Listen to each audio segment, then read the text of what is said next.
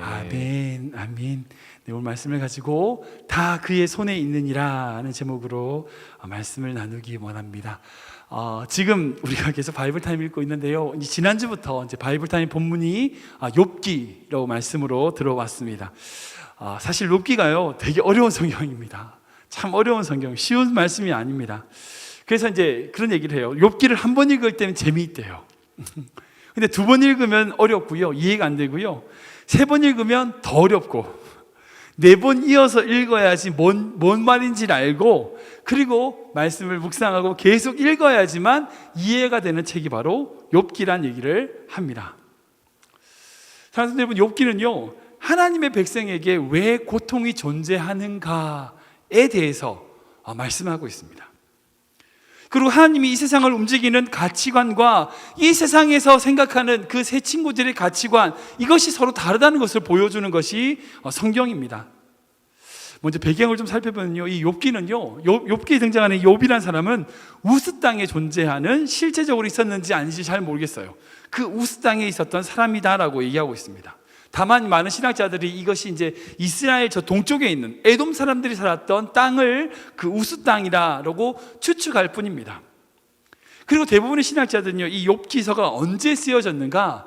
모세 오경 이전에, 그러니까 모세가 그 출애굽을 하기 이전에 쓰여졌던 성경이다라고 주장을 합니다. 참 제일 먼저 쓰여진 성경이 욥기라는 거예요. 그래서 대략 BC 3500년에서 4000년경에 지어진 것으로 추정을 합니다. 그러니까 아브라함을 부르시기 전, 이스라엘이라고 하는 민족이 만들어지기 전, 구원의 역사가 시작되기도 전에 쓰여진 이야기가 바로 욥기서라는 거죠. 근데 주목하셔야 될 게 있어요. 이 욥기는요 역사서가 아니에요.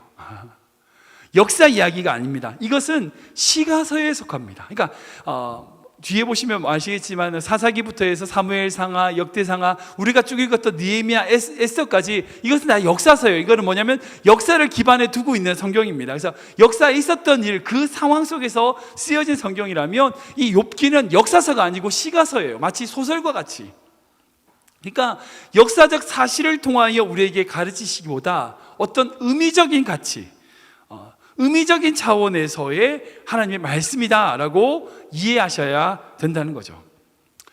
대부분 우리 교회 성도님들 다 아실 겁니다. 욥기서는 이제 이야기는 그렇죠. 착한 욥이, 대충 아시겠지만 정말 착한 욥이, 의로운 욥이 사단의 시험에, 하나님이 허락하셔가지고 사단의 시험에 고난을 당합니다.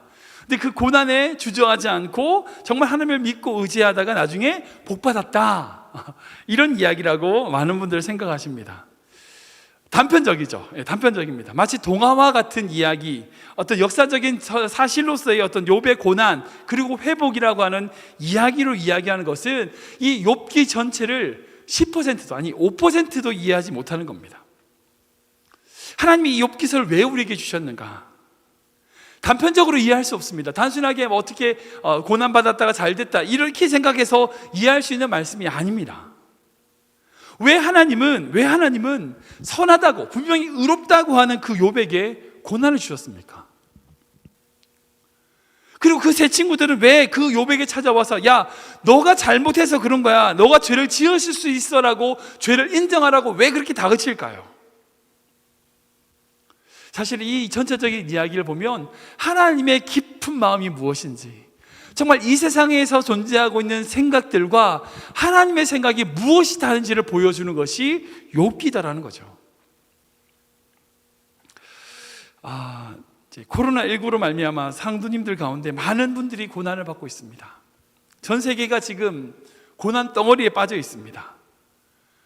감당할 수 없는 상황에 빠져 있는 유럽 지역의 소식들을 들으면요 정말 두렵습니다. 그들이 무슨 잘못을 했을까요? 특별한 잘못을 해서 그렇게 받을 수도 있겠지만 하나님이 왜 이런 상황을 우리에게 주셨을까요? 마치 욥에게 그런 상황이 허락되었던 것처럼 왜 하나님은 이 2020년에 이 전 세계에 이 코로나라고 하는 이 상황을 모든 전 세계 사람들에게 허락하셨을까요? 왜 이것을 통하여 무엇을 우리에게 보여주기를 원하실까요? 그리고 이때에 우리가 가져야 될 믿음이 무엇일까요? 오늘 아침 그 말씀을 좀 같이 나누고 묵상하기를 원합니다. 먼저 욥의 전체적인 구조를 좀 살펴봐야 되는데요, PPT를 좀 보여드리면 참 좋은데 지금 저희가 아직 장비가 완전히 업그레이드가 안 돼서 이제 다음 주 되면 이제 제가 저 얼굴 안 보이고 이제 PPT가 보일 겁니다. 아무튼 이 PPT를 보시면서 예배 드리실 텐데요. 아무튼 지금 보이시는 분들은 이 PPT 제가 말로 설명드리겠습니다. 욥은요 총 6개의 구조로 되어 있습니다. 첫 번째로 1장부터 3장까지는 욥이 고난을 받았던 그 내용에 대해서 자세하게 설명하고 있죠. 그리고 4장부터 14장까지는 첫 번째 그 욥에게 찾아온 엘리바스와 빌닷과 그리고 소발이라고 하는 그 3명의 친구들과 첫 번째 논쟁을 합니다. 그 내용이 고난의 원인이 뭐냐, 그리고 욥이 호소하는 내용을 볼 수 있어요. 그리고 15장부터 21장까지 두 번째 논쟁을 해요. 악인은 반드시 멸망한다라고 하는 그런 권선징악의 논리를 이야기하고, 그리고 마지막으로 23절부터 31장까지 세 번째 논쟁을 합니다. 이것은 뭐냐면 보편적인 죄가 무엇인지, 그리고 하나님의 공의가 무엇인지에 대해서 논쟁을 해요. 그리고 나서 이제 하나님이 대답을 하시죠. 32장부터 41장까지 하나님이 그 3명의 친구와 욥에게 대답하시는 내용이 나오고, 마지막으로 42장에 욥이 어떻게 회개하고 회복되는 이야기가 바로 전체적인 6개 부분이 욥의 전체적인 구조입니다. 이렇게 구성되어 있습니다. 그러니까 전체 내용을 봐서 아까 말씀드렸던 욥이 고난을 받아서 잘 됐다라고 하는 것은요 욥의 42장 중에 한 장도 속하지 않아요. 전체의 3분의 2가 어찌 보면 3명의 친구들과의 대화 내용이에요. 친구들과 대화하는 내용입니다. 근데 좀 놀라운 것은 하나님이 나중에 32장에 가시면 뭐라고 얘기하냐면 이 3명의 친구들의 이야기가 틀렸다고 얘기하세요. 결론적으로 말해서 욥의 이야기가 맞고 빌닷과 엘바스와 소발이라고 하는 3명의 친구의 얘기가 틀렸다면 우리가 그 3명의 친구 이야기를 들을 필요가 없잖아요. 그런데 하나님이 그 이야기를 하도록 내버려 두세요. 그리고 그들의 이야기를 성경에 기록해 둡니다. 왜 그러셨을까요? 왜 그러셨을까요? 그 이야기가 우리에게 필요하기 때문입니다. 그 엘바스와 빌닷과 소발이라고 하는 그 3명의 이야기가 어찌 보면 지금 이 세상 2020년에 이 세상의 사람들이 가지고 있는 또 다른 세상의 가치관일 수 있다는 거예요. 그 가치관이 이렇더라는 거죠. 근데 그것이 우리가 믿는 가치관과 다르더라는 거예요. 그것을 말해주길 원하신다는 겁니다. 하나님은요 이 말씀을 통해서 이 욥이 가지고 있었던 이 믿음과 이 말씀을 통해서 우리가 이 세상을 살아갈 때에 세상의 가치가 아닌 하나님의 가치로 바로 살아가기를 원하신다는 거예요. 오늘 이제 구체적으로 이제 엘리바스와 빌닷과 소발이라고 하는 이 3명의 중심과 생각과 욥의 신앙과 믿음의 차이를 한번 생각해 보고 하나님이 무엇을 원하는지 한번 생각해 보기 원합니다. 첫 번째는요 이 세상의 모든 것이 하나님 손에 있다는 거예요. 이 세상의 모든 것이 하나님 손에 있다는 거예요. 우리 같이 읽어볼까요? 시작. 이 세상 모든 것이 하나님의 손에 있습니다. 한번 더 읽겠습니다. 시작. 이 세상 모든 것이 하나님의 손에 있습니다. 우리 9절 말씀이거든요. 같이 읽겠습니다. 시작. 이것들 중에 어느 것이 여호와의 손이 이를 행하신 줄을 알지 못하랴. 아멘. 많은 그리스도인들이요 잘못 생각하는 것이 있는 것이 있어요. 즉 기독교인으로서 가져야 될 바른 가치관이 아닌 세상의 가치관으로 신앙생활 하시는 분들을 제가 많이 만나게 됩니다. 그게 뭐냐? 이원론적 사고입니다. 발음이 안 돼요. 이원론적 사고입니다. 이 이원론이라고 하는 것을 정의하면요 세계나 사상 어떤 것들을 두 개의 독립적인 어떤 그런 근원으로 설명하는 이론이 바로 이원론입니다. 즉 이 세상을요 두 가지 가치로 두 가지로 구분시켜서 옳고 그름을 나눠버리는 것을 획일화시키는 것을 이원론이라고 이야기합니다. 사랑하는 성도 여러분, 기독교는요 이원론이 아니에요. 뭔지 아세요? 이론론이에요. 이론론. 두 개가 아니에요. 선과 악, 어둠과 빛, 이게 아니라 이론론, 하나님이라고 하는 하나밖에 없는 거예요. 이 세상 모든 것은요 오직 한 분이신 하나님께 속해 있습니다. 그러니까 예를 들어서 대표적으로 이원론적 가치를 가지신 분들이 이렇게 생각해요. 그러니까 선이라고 하는 하나님, 선이라고 하는 하나님과 악이라고 하는 사단의 싸움 속에서 인간이 살아간다. 그래서 우리가 마음으로 어떨 때는 선으로 따라가다가 악으로 쫓아가고 하나님과 사단이 서로 싸우고 있다라고 하는 개념을 가지는 거죠. 이게 이원론입니다. 사랑하는 성도 여러분, 절대 그런 거 없습니다. 하나님을 대항할 수 있는 어떤 존재도 존재하지 않습니다. 사단은요, 하나님과 대등해서 싸울 수 있는 존재가 아니에요. 하나님의 모든 주권 아래에 있는 겁니다. 이 세상에 어떤 것도요, 하나님 손에 없는 것이 없습니다. 하나님의 손 안에 있는 거예요. 이원론의 대표적인 잘못된 생각, 많은 성도들이 이렇게 착각해요. 지옥을 누가 다스리죠? 지옥을 누가 다스려요? 지옥을 다스리는 것은 사단이다, 이렇게 많은 성도들이 생각해요. 정말 맞을까요? 천국은 하나님이 다스리시고 지옥은 사단이 예수님 믿지 않는 자들을 괴롭히는 곳이 지옥이다. 맞을까요? 틀릴까요? 틀렸습니다. 천국도 하나님이 다스리시고요, 지옥도 하나님이 다스리십니다. 지옥은 하나님, 예수님 믿지 않는 자들을 위해서 만든 게 아니에요. 누구를 위해서 만드는지 아세요? 사단을 위해서 만든 곳이 지옥입니다. 그러니까 사단을 가두고 사단을 괴롭히고 사단을 묶기 위해서 만든 곳이 지옥이라는 거예요. 지옥은 사단이 만든 게 아니에요. 사단이 다스리는 게 아니에요. 하나님이 다스리는 곳이에요. 천국도 하나님이 다스리고요, 지옥도 하나님이 다스리세요. 이런 식으로 어떤 것을 두 개로 구분해가지고 어떤 것이 선하고 어떤 것이 악하고 이렇게 육적인 것, 거룩한 것, 영적인 것, 이런 것으로 구분해버리는 거죠. 사랑하는 여러분, 영적인 것은 거룩하고 육적인 것은 속되다, 그렇습니까? 아니요. 모든 것이 거룩합니다. 하나님의 손에 주어진 모든 것이 거룩한 것입니다. 이 세상의 모든 것이 거룩한데 하나님 뜻대로 사용하지 못하는 거룩한 것과 하나님의 뜻대로 사용되는 거룩한 것이 있는 거죠. 사랑하는 여러분, 목회자가 있죠. 목회자가 참 거룩한 일을 한다고 사람들은 생각해요. 분명히 목회자의 일도 거룩합니다. 성직이라고 얘기하죠. 근데 목회자의 일만큼 여러분들이 하는 비즈니스도 거룩한 일이에요. 똑같은 일이에요. 문제는 뭐예요? 목회자로서 하나님의 영광을 위해서 쓰임받는 것과 같이 우리의 삶에 있어서 하나님의 영광을 위해서 쓰임받는 삶이 될 때 성직이 되는 거죠. 아무리 목회자들 하더라도 하나님의 뜻대로 쓰임받지 못하면요, 목회자 아닐 수 있어요. 성직 아닐 수 있습니다. 어떤 일을 하느냐가 중요한 게 아니에요. 그 일을 통하여 하나님의 영광을 드러내는가가 중요한 거죠. 그 속에서 하나님의 인정하심과 하나님의 부르심 앞에 있다면 그 모든 일들이 우리 앞에서 거룩한 일이 되는 겁니다. 고난도 마찬가지입니다. 우리의 잘못과 우리의 문제와 우리의 어려움과 우리의 실수로 받는 고난이 있습니다. 물론 있죠. 예. 그러나 그런 고난일지라도요, 분명 제가 확신합니다. 그 고난을 통하여 하나님은 여러분에게 무언가를 말씀하실 거고 그 고난을 통하여 하나님이 분명히 아름다운 것으로 만들어 나가실 것입니다. 왜요? 이 세상 모든 것이 하나님의 손 안에 있기 때문입니다. 사랑하는 여러분, 십자가를 대면하셔서 십자가를 대면하고 예수님을 바라보시기 바랍니다. 예수님 생각해 보세요. 예수님께 고난이 필요 없으실 수도 있잖아요. 그럼에도 불구하고 그 고난 앞에 나가셨습니다. 그리고 그 고난을 보여주심으로 우리에게 위대한 하나님의 사랑을 보여주셨습니다. 발견케 하셨습니다. 그 고난을 피할 수 있었지만 피하지 않으시고 그 고난 앞에 나아가 우리에게 더 큰 고난에 있는 우리들에게 하나님의 사랑으로 극복하는 방법을, 그리고 그 속에 알지 못하지만 하나님의 계획을 보여주셨습니다. 코로나19로 말미암아 전 세계가 위기죠. 네, 분명 인간의 탐욕과 인간의 욕심, 인간의 무지와 인간의 무능력으로 이 사태가 맞은 것 맞습니다.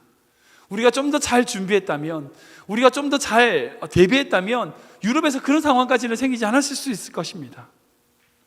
그런데 사랑하는 성도 여러분, 이런 모든 상황조차도 하나님의 손에 있습니다. 모르겠습니다. 저는 모르겠습니다. 제 지혜가 짧아서 알지 못하지만 정말 하나님이 이것을 통하여 무언가를 일하시는 것 같습니다. 우리가 그것을 믿어야 됩니다. 우리가 만나는 모든 문제 앞에 이 문제로 힘들어하고 좌절하는 것이 아니라, 이 고난 앞에 쓰러지는 것이 아니라 이 고난에 숨겨진 하나님의 계획이 있음을 바라보시기 바랍니다. 왜요? 우리의 모든 삶이 하나님 손에 있기 때문입니다. 두 번째는요, 우리의 생명이 하나님의 손에 있다는 거예요. 우리 같이 읽어볼까요? 시작. 우리의 생명이 하나님의 손에 있습니다. 한번 더 읽겠습니다. 시작.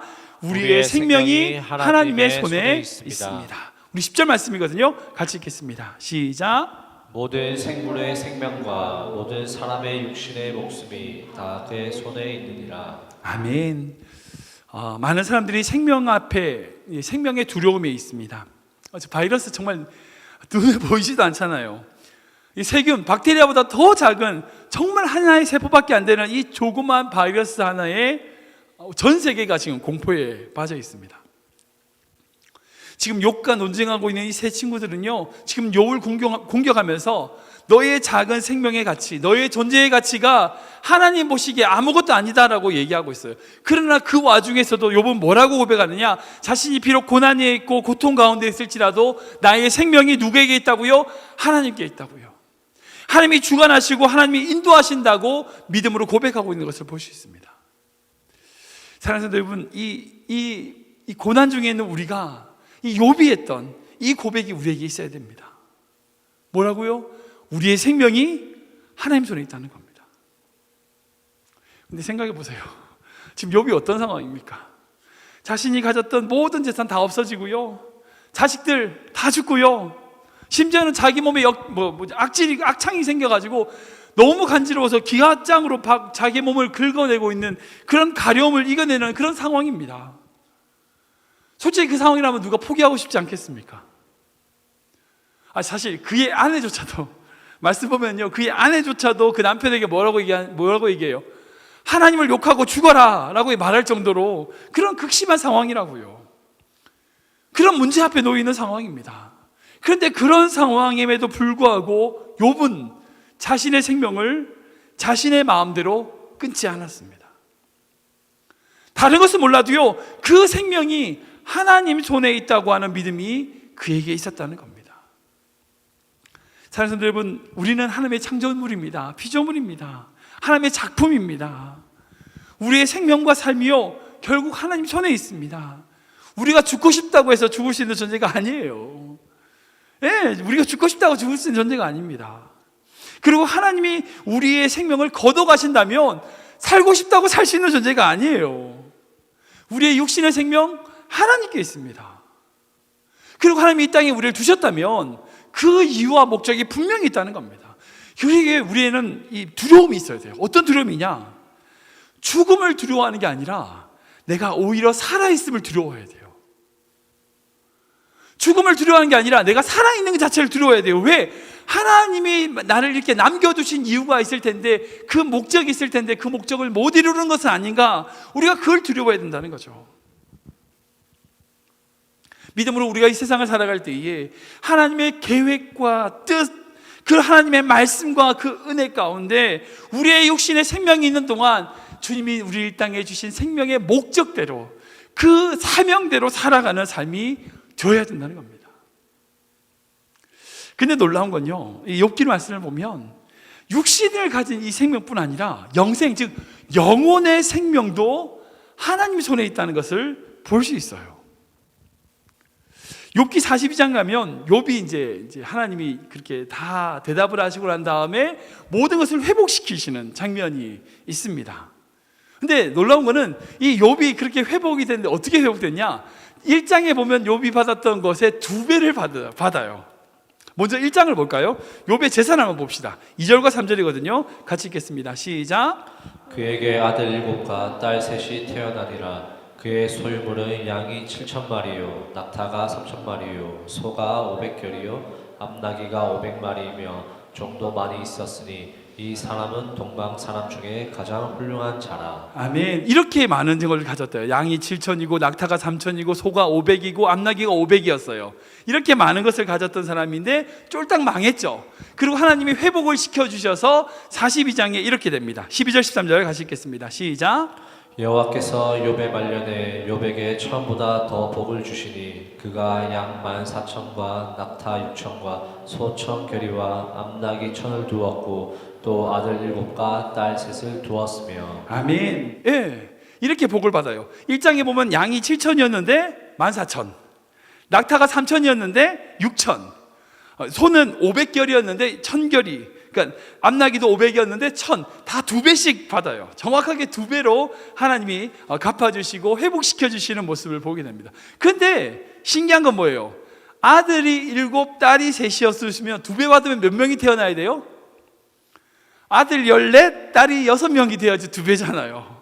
근데 42장에 보면 그대로 몇 명이 태어나요? 아들이 7, 딸이 3. 이상하지 않으세요? 좀 이상하지 않아요? 다 2배로 주셨으면 다시 죽었던 아들이 2배로 태어나야지 맞을 것 같잖아요. 근데 2배로 안 주시고 똑같이 아들 7, 딸 3인데 또 2번 42장 보면 또 아들 7과 딸 3을 주셨어요. 이상하지 않으세요? 저만 이상할까요? 근데 아닙니다. 자녀도 2배로 받았어요. 무슨 말씀인지 알겠어요? 먼저 죽었던 아들이 죽었지만 죽지 않았다면요, 살아있다면요, 하나님의 나라에 살아있다면요, 2배가 되는 거예요. 그 자녀들이 죽었지만 죽은 것이 아니라 하나님의 나라에서 하나님과 함께 있다면, 그 생명이 살아있다면 다시 태어나는 아들을 합치면 2배가 되는 거예요. 저는 이 말씀에 대해 좀 오싹해졌어요. 사랑하는 여러분, 하나님은요, 우리의 생명은 주님 손에 있습니다. 육신의 생명 주님 손에 있습니다. 그뿐 아니라 죽어서의 영원한 생명도, 천국에서의 영원한 삶도 주님 손에 있습니다. 살아도 주님 손에 살고요, 죽어서도 천국에서 주님 손에 있는 거예요. 우리가 이 믿음이 있어야 됩니다. 이 믿음이 있을 때, 이런 담대함이 있을 때에, 우리 지난주에 나눴던 것처럼 에스더가 죽으면 죽으리다라고 담대하게 나아갈 수 있어요. 왜? 죽어도 되는 거예요. 죽어봤자 천국인 거죠. 죽어봤자 천국인 거예요. 말씀을 정리하겠습니다. 제가 좋아하는 찬양 중에, CCM 사역자 중에 알베 슬레트라는 찬양이 있어요. 그 찬양 사역자가 갓켄이라고 하는 찬양 앨범, 뚱뚱한 친구인데요, 갓켄이라고 하는 찬양 앨범 중에 The Wonderful of His Hand라고 하는 찬양이 있습니다. 제가 이전에 한번 수요 예배 때 이 찬양 한번 들려드렸던 적이 있는데, 제가 이제 오늘 설교 끝나고 나면 우리 홈페이지에 링크를 남겨놓겠습니다. 혹시 관심 있는 분들 한번 보시면 좋을 것 같아요. 제가 이 찬양을 너무 좋아해요. 가사가 너무 마음에 들어요. 뭐냐면 이 Wonder of His Hand, 그 손의 놀라움이라고 하는 찬양인데, 1절 보면 뭐냐면 그 손, 하나님의 놀라운 손이 이 세상을 창조했다는 거예요. 바다의 모래도 창조하고 바다의 파도도, 사막의 모래도 창조하고 바다의 파도도 주님의 손으로 지으셨다는 거예요. 근데 2절로 가면 어떻게 되냐면, 그 창조하셨던 그 손이, 놀라운 손이 십자가에 못 박혔다는 거예요. 언덕 위에 십자가에 못 박혔다는 거예요. 고통과 아픔 속에 잃어버린 자들을 위해서 곧 그 손이 고통을 받았다는 거예요. 그리고 마지막에 3절에 가면 깨어진 마음, 죄로 무너진 마음, 그 마음을 그 놀라운 손이 만지신다는 거예요. 주의 사랑으로 그 놀라운 손으로 다시 태어나게 하신다는 거예요. 그 후렴에 나는 그래서 그 놀라운 손을 찬양합니다, 나는 어떤 두려움에도 이겨냅니다 라고 고백하는 가사의 내용이 있습니다. 사랑하는 성도 여러분, 하나님의 그 손으로 이 세상을 창조하셨어요. 하나님의 그 놀라운 손으로 우리를 지으셨어요. 산도 만드시고요, 하늘도 만드시고요, 바다도 만드시고요. 근데 그 놀라운 손이 우리를 위해서 십자가에 못 박히셨어요. 그리고 그 놀라운 손이 부활하셔서 지금 우리의 마음을 만지신다고요. 우리의 삶이 그의 손에 있어요. 우리의 환경과 삶이 어떤 문제가 있고 어떤 어려움이 있고 코로나가 있고 무슨 어려움이 있다 할지라도요, 우리의 인생이 그의 손에 있다고요. 우리의 생명이 그의 손에 있어요. 이 믿음 가지시기 바랍니다. 우리 사랑하는 성도님, 여러분들의 인생 가운데 주의 손으로 붙들어 주십니다. 주의 손으로 여러분들을 함께 하십니다. 우리 살아가는 모든 순간순간 주의 손 아래 있음을 믿음으로 고백하시는 귀한 성도님 되시길 주님으로 축원합니다.